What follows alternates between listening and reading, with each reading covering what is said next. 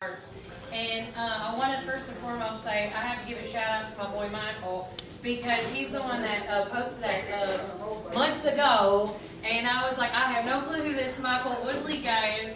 And I had so many VA veterans in Warren County say, our VA's closing, Kelly, be our voice, what can we do?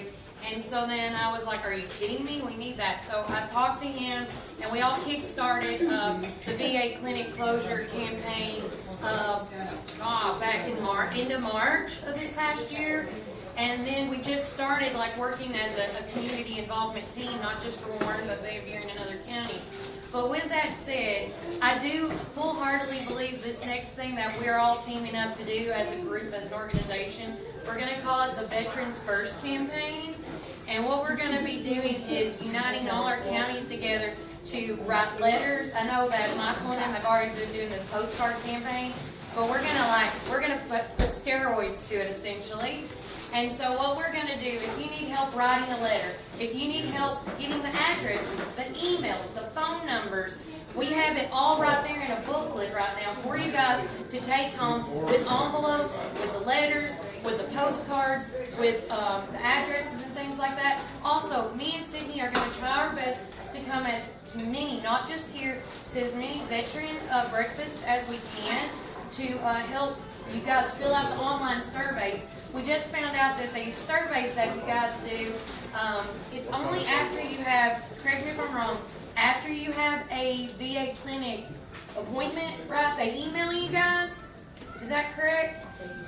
We want to make our very own survey. So we need those questions that you guys get on that, so we can create what I call a Google form, so we can get our numbers, not their numbers, because I want to make sure the numbers match.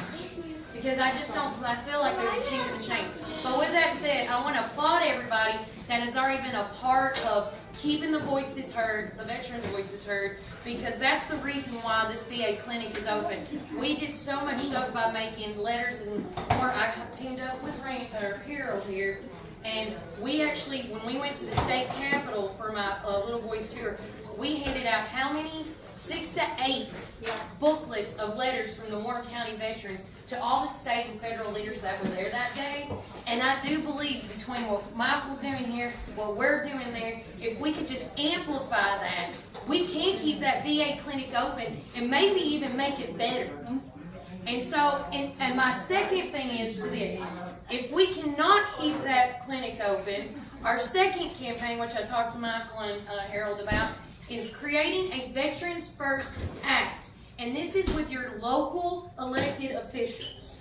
And if we can get that going where it just helps with rural care in your rural community, where again, if you don't have insurance or things like that, like these people that do not work, do you realize that they can just go in and they write it off, the hospitals and the doctors just write it off, and they get compensation for that?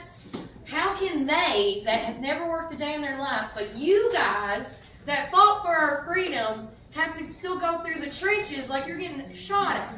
That's not right, and that's not fair. It needs to be the opposite. So what I'm saying is, we got an option A to keep our voices heard, and we're going to keep blasting the phone calls, blasting the emails, blasting the letters, and then also, if that don't work, our backup plan, because I'm always a backup planner, we are going to work hard to make this Veterans First Act a fruition. I don't know how long, but we have until now, until the end of December, because that's when that VA clinic is supposedly going to close again. And we don't want that. We want to reassure the nurses and the doctors that they have jobs. And again, we already had, what's his name, Collins? Yeah. I apologize. I'm learning all this veteran lingo right now. Who's who? But Collins stated that that clinic has been not being taken care of for years. And that's because of all you guys and everybody in Warren County and so forth. So let me tell you, Valor is no longer, the reason Valor ain't got that contract anymore is because of what you guys have done. Not because of what me and Michael done, but what you guys have done. So if we can amplify that and, like I say, put steroids to what y'all did in the matter of what, a month and a half, 2 months, I guarantee you we can make that clinic stay open or make it even better. I know that Murfreesboro and some other counties are getting some amazing facilities, but why can't Warren County or Van Buren or somebody else We need good clinics, amazing clinics in rural communities, not cities. Because where are most of our veterans at? They want to be in the country. They want to be. So that's what I'm saying. So if you need, we got all the information over here. We would really like you to fill out our paperwork so we can keep in contact with you guys. And so we're all on the front. If you want to be a part of our, what do we call it, Michael? Our community board ambassadors. Community Action Board. Community Action Board. I need 10 or 15 really good talkers like myself, like Harold, like Michael, like Tom, any of you guys that could be a part of our 10, 15 people so we can go out and fester out to these other counties and be a voice for everybody. Because y'all do, again, I couldn't do what I'm doing today without you guys. So, I'm done.